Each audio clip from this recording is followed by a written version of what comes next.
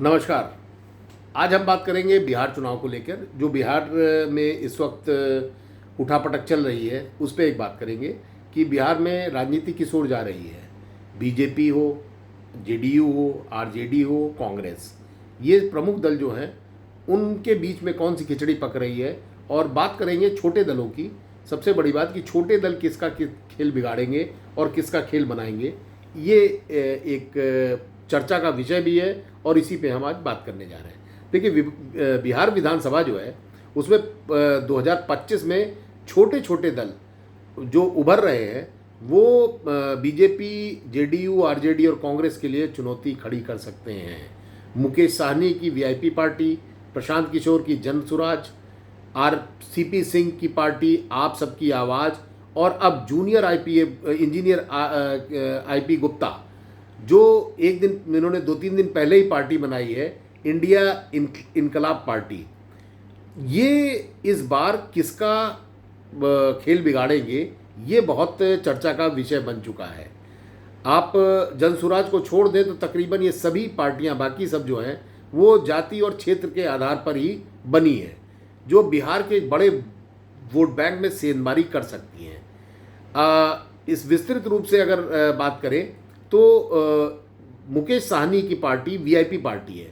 मुकेश साहनी का उनका दावा था पार्टी का कि इसका जो वोट बैंक है वो सहनी, निषाद और मछुआरा समुदाय के साथ साथ कुछ इलाकों में अगड़ी जातियों के वोट बैंक पर भी मजबूत पकड़ लगता है। ऐसे में खासकर सीमांचल है, मिथिलांचल और कोसी के क्षेत्र, जहाँ पे 2020 में वीआईपी ने 4 सीटें जीती थी इस पार्टी ने। हालांकि लोकसभा चुनाव में इंडिया गठबंधन के साथ वो 3 सीटों पे लड़ी थी और एक भी सीट नहीं जीत पाई, लेकिन वोट प्रतिशत के हिसाब से उस पार्टी का जनाधार है।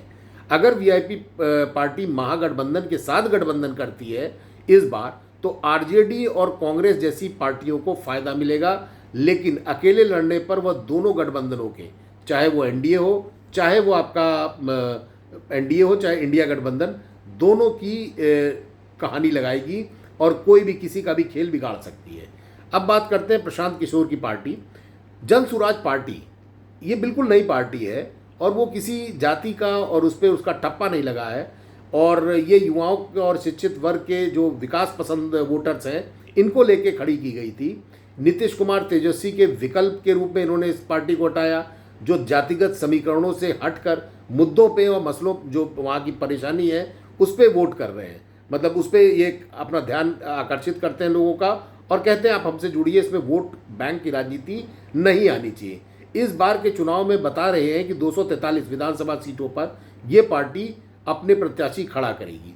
जनसुराज का प्रभाव इस बात पर निर्भर करता है कि वह कितने वोटरों को अपने पास खींच पाती है। शहरी और ग्रामीण वोटरों में बीजेपी और आरजेडी दोनों सक्रिय हैं, और अगर दोनों को के वोट ये काटती है तो जाहिर बात है नुकसान इसमें, जीते भले ही ना, लेकिन वो जीत हार कर का जो अंतर है उसको कम करती है, और साथ में किसी का भी दोनों में से, चाहे वो आरजेडी हो चाहे वो बीजेपी हो, इनका खेल बिगाड़ सकती है।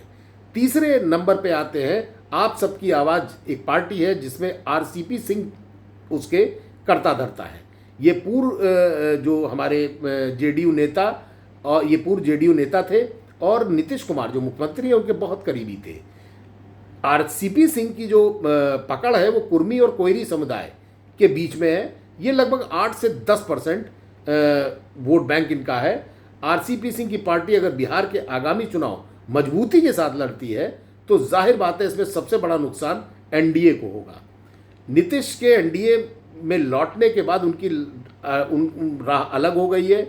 जेडीयू के वोटरों में जो असंतोष है कि ये बीजेपी के साथ क्यों गए, उसको ये भुना सकते हैं। लेकिन आरसीपी जो इनकी पार्टी है, इनका प्रभाव कुछ खास क्षेत्रों जैसे नालंदा, वैशाली तक ही सीमित हो सकता है। ये जेडीयू के लिए ज़्यादा और बीजेपी के लिए कम चिंता का विषय बनेगा। अब बात करते हैं आईपी गुप्ता की इंडियन इनकलाब पार्टी। एक दिन पहले ही इन्होंने 2-3 दिन पहले ही अभी पटना में पान समाज की रैली हुई थी, उसमें इस पार्टी का गठन हुआ। जो इंजीनियर आईपी गुप्ता है वो ताती और ततवा समाज के लोगों को एकजुट करके गांधी मैदान में इन्होंने प्रदर्शन किया था।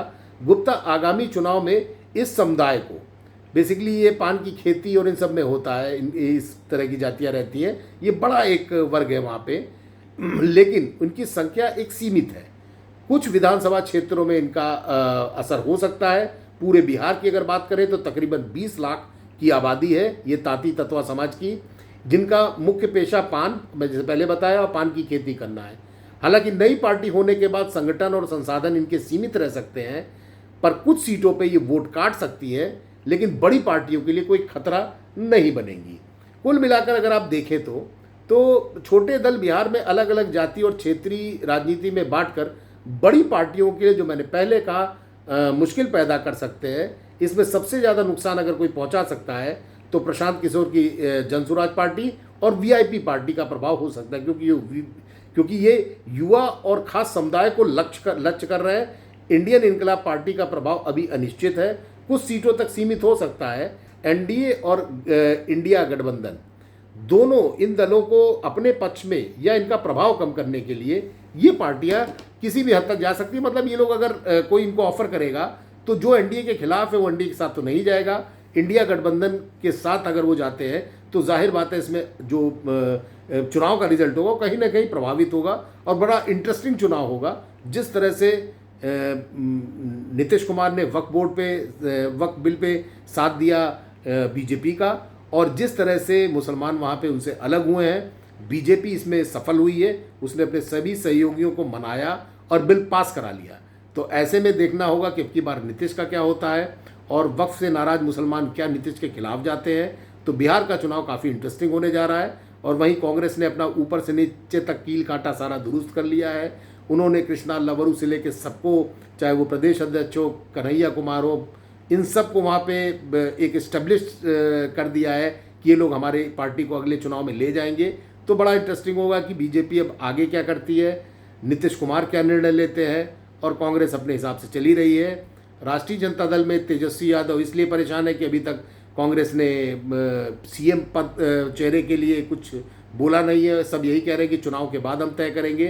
तो ये चीज़ें बड़ा इस चुनाव को इंटरेस्टिंग बनाती हैं। और ऐसी खबरों को देखने के लिए, आप सुनने के लिए इंडियन पॉलिटिक्स चैनल को सब्सक्राइब करिए, लाइक करिए और दोस्तों के साथ शेयर करिए।